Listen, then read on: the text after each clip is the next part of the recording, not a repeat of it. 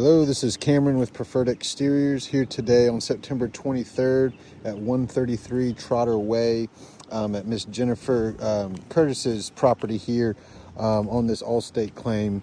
And the reason of this video, or the purpose of this video, is to highlight a few areas of some wind damage that was missed on the initial inspection outside of our disagreement on the hail, and I'll be sending a hail report to verify the size hail that was here at the property that the third-party inspector marked himself, that Allstate's currently trying to disregard. But outside of that, a few wind damage shingles that were missed.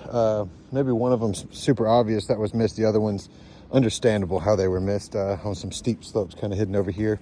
But I did want to explain with this video some of these missed damaged shingles, and then as well how these valleys tie in. So this is up here on the front right facing facet of this roof. There's a crease on this shingle right here, loose to the touch.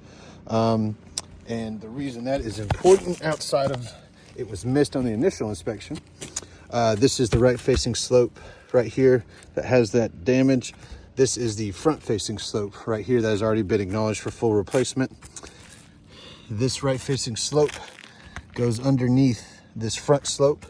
So we do have to tear off this slope and this slope when replacing this roof, as well as this ridge cap that when this comes off, per code and per building code and per manufacturer specifications to follow building code, when we tear off this ridge, we do have to overlap the felt over this ridge at least 6 inches down this way, which then in turn we have to remove shingles on this slope as well. And again, tied in the same way right there with the front overlapping the left and the right. So that's the first section. The next section that had missed damage on it was right here on the back. This was the obvious one, clear as day right here. A crease here on this back lower pitch slope. And I'm not sure if this was included in the original estimate or not, but this whole section of metal fascia blew off the roof from the wind as well. So that needs to be addressed, resetting the soffit and that whole run of new metal fascia right there. But back to this back slope, we have the wind damage right here. I believe this right facing slope was already acknowledged for replacement. You can see some creases right here.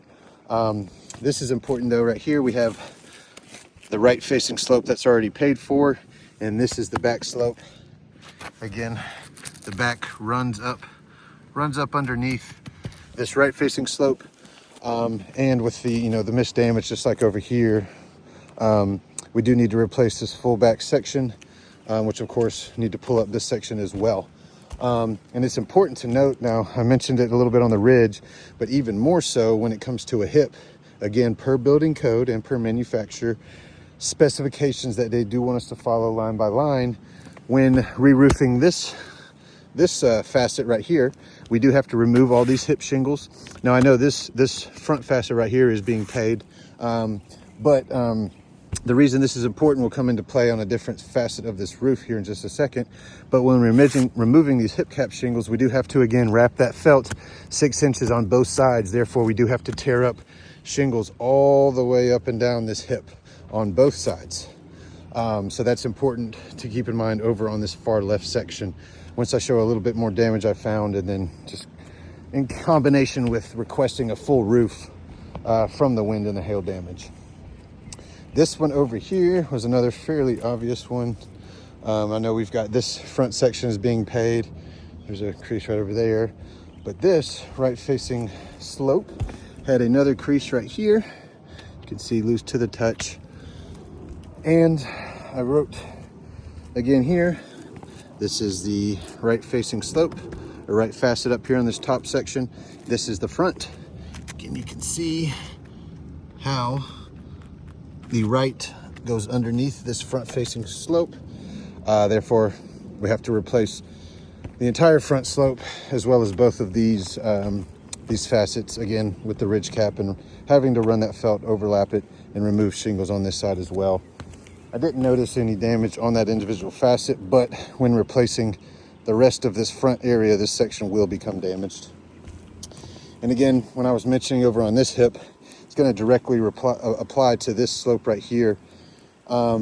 that I didn't see any storm-related damages to at this time, other than some hail dings that I'm going to be sending in a report to justify to you guys. But again, this slope's being paid for. We have to remove all these hip shingles all the way down.